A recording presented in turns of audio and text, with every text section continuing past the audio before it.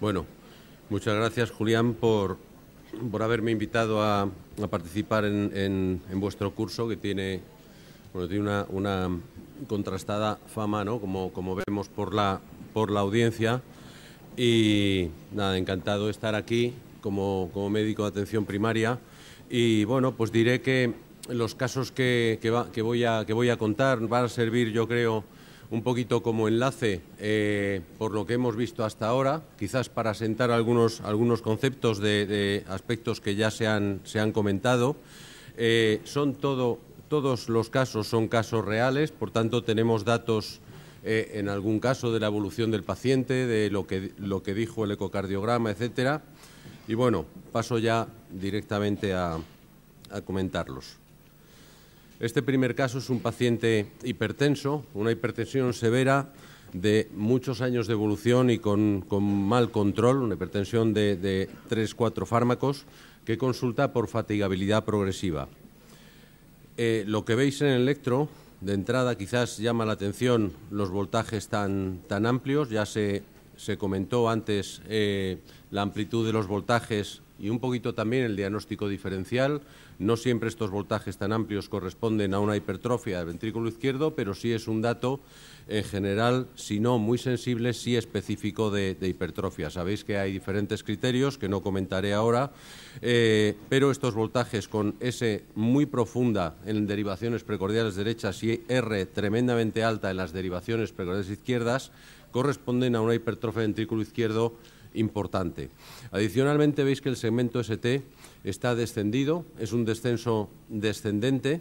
Este descenso, además, se corresponde a un patrón que llamamos strain pattern o patrón de sobrecarga sistólica muy severa, que es un patrón que se corresponde con un peor pronóstico. Los hipertensos que tienen este tipo de hipertrofia tan severa tienen más mortalidad, tienen más incidencia de insuficiencia cardíaca a lo largo del tiempo, etcétera, comparados con otros hipertensos con otros patrones de hipertrofia ventricular. Vemos también que existe crecimiento de la aurícula izquierda. Vimos antes que la aurícula izquierda en la derivación V1 normalmente es isodifásica, la parte positiva es igual que la parte negativa, el área positiva igual que la negativa, y aquí el predominio es absolutamente negativo. Y adicionalmente el paciente está ligeramente taquicárdico, que esto ya habría que valorarlo en el contexto clínico. La importancia del contexto clínico es enorme, porque este paciente, y como se ha comentado, me decía Javier Moreno en la charla anterior, este paciente, si viene diciendo que le duele el pecho, tenemos un problema. Tenemos un problema porque este descenso de ST obviamente puede ser debido a la sobrecarga sistólica de la hipertensión, pero pudiera ser también lesión subendocárdica en un paciente que tiene angina. Por tanto, el contexto clínico es de enorme importancia. Vemos la hipertrofia en un dibujo de Netter y, en este caso, en el eco, en un plano de 4 cámaras, una hipertrofia pues realmente muy importante, como se ve con cierta frecuencia. Y vemos otro paciente, en este caso es una mujer mayor, 70 y tantos años, que debutó con clínica de angina estable hace escasamente 2 meses y presenta un soplo sistólico. Es una hipertensa leve y bien controlada, y del electro nos llama la atención quizás, está en ritmo sinusal, cumple criterios, ondas P delante del QRS con un PR normal, positivas en las derivaciones de la cara inferior, ritmo sinusal, por tanto. Nos llama la atención quizás estas agujas, ¿no? Como se comentaba también, realmente S muy profundas, tanto que casi este complejo, sobre todo en V1, V2, llega a ser una onda Q o un QS, es decir, prácticamente no hay R previa o hay una R absolutamente embrionaria. Quizás ya se apunta un poquito de R en V3, por tanto, muy mala progresión, casi ausencia de progresión de R precordial, y S profundas en derivaciones precordiales derechas. Y en las precordiales izquierdas no vemos el patrón de strain que veíamos antes, pero sí vemos una alteración de la repolarización con un segmento ST ligeramente en descenso y aplanado. Esta mujer, con estos voltajes tan importantes, lo que tenía no era debido a la hipertensión arterial, que era de diagnóstico reciente y además una hipertensión absolutamente leve que se controla muy bien, sino debido a una estenosis aórtica severa. Esta mujer con angina se remitió. Se remitió al cardiólogo y fue operada después de pocas semanas. Este es un paciente con hipertensión y angina que tiene historia familiar de muerte súbita. Este electro es muy interesante porque nos permite hacer el diagnóstico diferencial entre las tres entidades que voy a comentar y que ya han sido perfiladas antes, ¿no? Una es si es un paciente hipertenso. La hipótesis podría ser que esto fuera debido a una hipertensión severa y esto fuera sobrecarga sistólica, vamos a decir, extrema. Mucha más sobrecarga sistólica que el patrón de strain que hemos visto antes. Tanto es así que estas ondas T en las precordiales izquierdas invertidas, profundas y bastante simétricas, más bien nos hacen pensar que pueda ser isquemia, en este caso isquemia subepicárdica. No en vano el paciente tiene angina. Por tanto, ya tenemos dos diagnósticos diferenciales, que se deba a isquemia o que se deba a sobrecarga del ventrículo izquierdo. Puede ser también una estenosis aórtica, podría ser una estenosis aórtica severa, puede producir sobrecarga sistólica, igual que la hipertensión, sobrecarga sistólica extrema o muy grave, que pudiera producir un electro similar a este. Y puede ser también un ejemplo que hemos visto antes, no sé si os acordáis, TES grandes, invertidas, profundas, de localización variable, dependiendo de dónde se sitúe la hipertrofia. No en vano este paciente tiene historia familiar de muerte súbita. Un hermano suyo, relativamente joven, murió súbitamente y nunca supieron por qué. Puede ser una miocardiopatía hipertrófica. Siempre que veáis un electro con ondas T isquémicas muy llamativas, como este caso, o más de localización anormal, o bien que no es explicado por una hipertensión arterial muy severa o por una valvulopatía, hay que pensar en una miocardiopatía hipertrófica, que por otro lado es una patología pues bastante prevalente, como sabéis. Este es un varón de 55 años que es hipertenso y lo mandan o lo remiten del reconocimiento de empresa porque le han encontrado un electro anormal y efectivamente el electro es anormal. Este es el que ya le hicimos en el centro porque tiene estas ondas Q. El paciente está en ritmo sinusal, como veis, tiene un PR un poquito largo, pero sobre todo llama la atención estas ondas Q. Esto es más que mala, es ausencia de R precordial, por tanto, ondas Q en derivaciones precordiales derechas. Bueno, pues es un paciente al que obviamente hay que interrogarle para ver si ha tenido historia de infarto de miocardio, ha podido tener un infarto anteroseptal y haber pasado desapercibido pues por mil motivos, pero el paciente está completamente asintomático, no refiere disnea, no tiene historia de cardiopatía isquémica, etcétera. En este caso, el ecocardiograma fue normal, de una fracción de eyección normal del 60%, no había zonas de hipoquinesia ni aquinesia, por tanto se descartó y es obligado, y veréis ahora este otro ejemplo que es muy parecido, pedir un eco cuando vemos ondas Q tan patológicas como tenía este paciente. Este electro es muy similar, pero no es el mismo, obviamente. Este es un varón de 59 años, que, bueno, pues encontramos este electro posiblemente pues porque fuera hipertenso, el protocolo de hipertensión arterial, lo que fuese. El caso es que vemos que existe un poquito de aurícula izquierda también, crecimiento de aurícula izquierda. También vemos que está ensanchada la onda P, la derivación 2. Hay nula progresión de R precordial, incluso aquí hasta V4, o sea que posiblemente llama más la atención incluso que el previo, y en este caso se solicitó un ecocardiograma. El paciente tampoco tenía historia reseñable de cardiopatía isquémica y sí se observó una zona de hipoquinesia, una alteración de la contractilidad segmentaria muy sugerente de un infarto pasado, con una fracción de eyección incluso ya deprimida del 40%. Causas de mala progresión de la R precordial, pues fijaros, tenemos todas estas, unas más infrecuentes, otras más frecuentes. Hemos visto el infarto anteroseptal, vamos a ver el EPOC, también es una causa de mala progresión, a veces ausencia de R precordial, por supuesto alteraciones de la pared torácica, pecho en quilla, etcétera. La hipertrofia del ventrículo izquierdo es una causa probablemente la más común de mala progresión de la R precordial, bloqueo completo de rama izquierda, que lo vamos a ver también. La hipertrófica también la hemos visto, displasia ritmogénica de ventrículo derecho, miocardiopatías infiltrativas, etcétera. Causas ya un poquito menos frecuentes.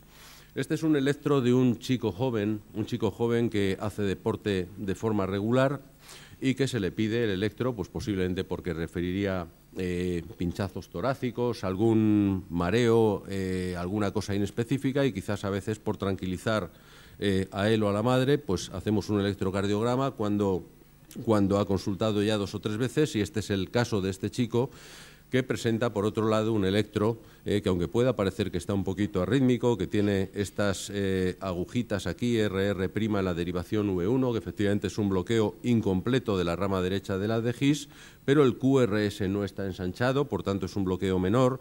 Existe una discreta elevación del segmento ST y del punto J, lo que corresponde a repolarización precoz, que también se ha señalado antes y vemos aquí en un ejemplo pues muy claro.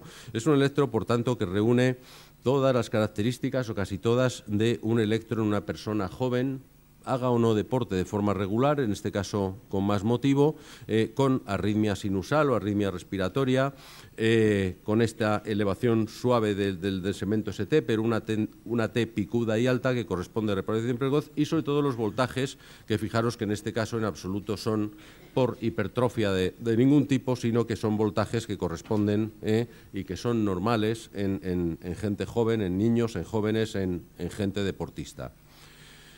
Vamos a ver otro paciente que ingresa por un episodio de insuficiencia cardíaca congestiva y que también presenta, como veis, voltajes amplios.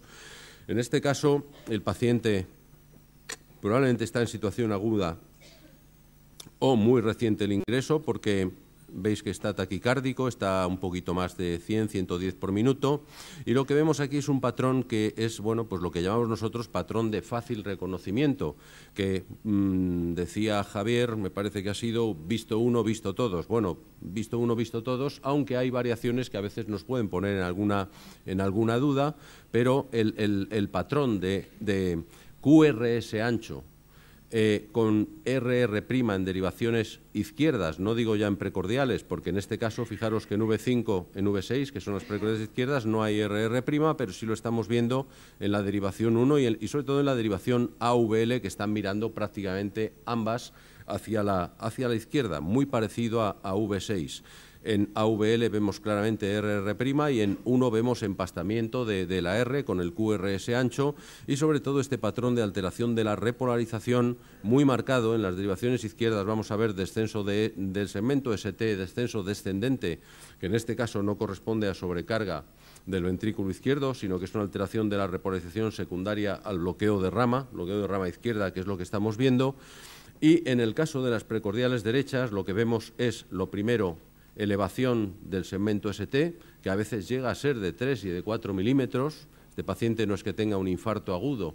Este paciente, obviamente, bueno, pues volvemos a decir lo mismo. Si viene con clínica que sugiere infarto, o sugiere angina, o sugiere isquemia miocárdica, en todo caso, hay que actuar en función de la clínica, porque el bloqueo de rama va a enmascarar casi todo lo que pase en la cara anterior del corazón, del ventrículo izquierdo.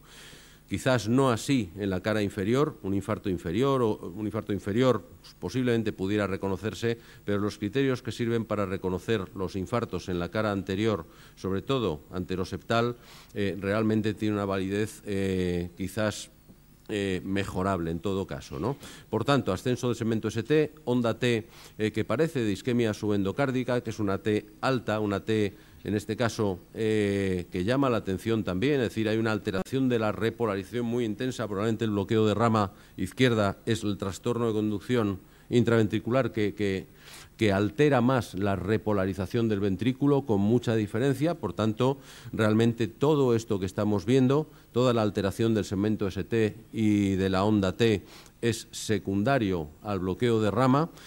Obviamente, la no progresión de la R precordial lo hemos visto también, que formaba parte del diagnóstico diferencial de también el bloqueo completo de rama izquierda, que habitualmente la R no progresa o progresa mal. Antiguamente se llamaban también patrones de pseudonecrosis anterior o patrones de pseudoinfarto, que son llamativos. Y vamos a ver, si te parece, Julián, el último.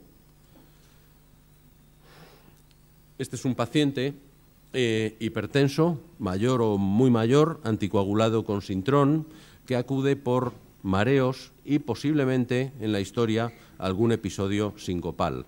Este paciente lo que tiene es una arritmia, como veis. Los intervalos RR son completamente irregulares. Existe una ondulación de la línea de base que se ve muy bien en la derivación V1, que es donde hay que ver las ondas FF minúscula de fibrilación auricular. Este paciente cumple los 3 criterios, que son ausencia de ondas P, no hay ondas P sinusales, hay ondas F muy rápidas a 400, 600 por minuto que conforman esta ondulación de la línea de base tan característica en V1 y también en derivaciones de la cara inferior. Los intervalos RR irregulares como tercer criterio. Adicionalmente nos llama la atención, también es un paciente hipertenso y probablemente también tiene una hipertrofia del ventrículo izquierdo y probablemente no menor, aunque no tenga criterios de voltaje tan llamativos. ¿Por qué digo esto? Pues porque veis que en las derivaciones estándar el voltaje es más bien bajito, es un voltaje más bien bajito, pues porque sea EPOC, por el motivo que sea. Sin embargo, en las derivaciones precordiales, la R, sobre todo en las derivaciones izquierdas, en las precordiales izquierdas, crece mucho, el segmento ST está descendido y descendente, es decir, es un patrón, digamos, de R alta con alteraciones de la repolarización muy sugerentes de sobrecarga sistólica del ventrículo izquierdo, como hemos visto antes. Es un paciente hipertenso, por tanto, tiene hipertrofia, tiene sobrecarga sistólica, la aurícula se ha dilatado, está en fibrilación auricular y nos llama la atención que la fibrilación auricular está rápida o está lenta. Está muy lenta, ¿no? Está muy lenta. ¿Qué es lo que hay que hacer con esto? Ya termino. Con esto, obviamente, si este paciente ha tenido un síncope o ha tenido insuficiencia cardíaca congestiva o algún otro síntoma relacionado con la bradicardia, si este paciente ha tenido un síncope, lo que hay que hacer, lo primero, es asegurarse que no está tomando ningún fármaco bradicardizante. Por ejemplo, digoxina, verapamilo, diltiazem, ningún beta bloqueante, etcétera. En ausencia de tratamiento bradicardizante, esta frecuencia tan lenta, si el paciente ha tenido síncopes, es candidata a implantar un marcapasos. La FA lenta es una de las indicaciones más comunes para implantar un marcapasos después de los bloqueos, bloqueo sinoauricular o auriculoventriculares. Y yo creo que con esto, Julián, pues lo dejamos ya, ¿vale? Muchas gracias. Venga.